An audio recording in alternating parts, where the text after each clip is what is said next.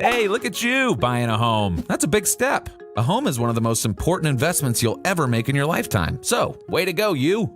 All right, so you've gone through the endless paperwork, signed more documents than you ever knew existed, and finally got the keys. Now you're settling into your new home, and maybe it's occurred to you by now, you're now in about 50 times more debt than you've ever been in before. And hey, that's not a bad thing at all. Experts say mortgage debt is among the best kinds of debt to have, but it is debt all the same. As long as you keep making those mortgage payments on time every month, you should be good to go, right? Here's the thing though, there are certain events that could happen to hamper or eliminate altogether your ability to keep up with those mortgage payments, leading to financial stress, foreclosure, or even bankruptcy. It's a good idea to educate yourself about what your options are to protect yourself from unforeseen circumstances. So let's do that.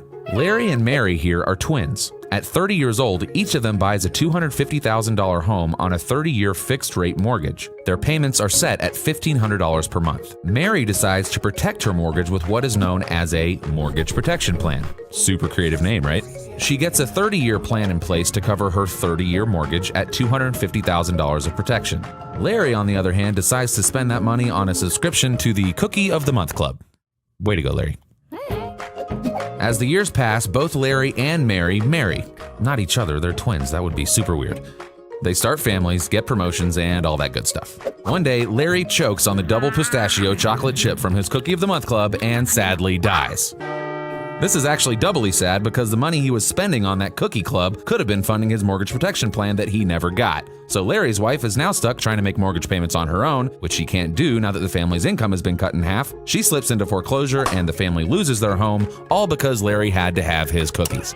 Now, if he would have gotten the mortgage protection plan that Mary has, Larry's family would have received the full $250,000 and a tax-free check from their mortgage protection plan. The home would be paid off in full with money left to spare.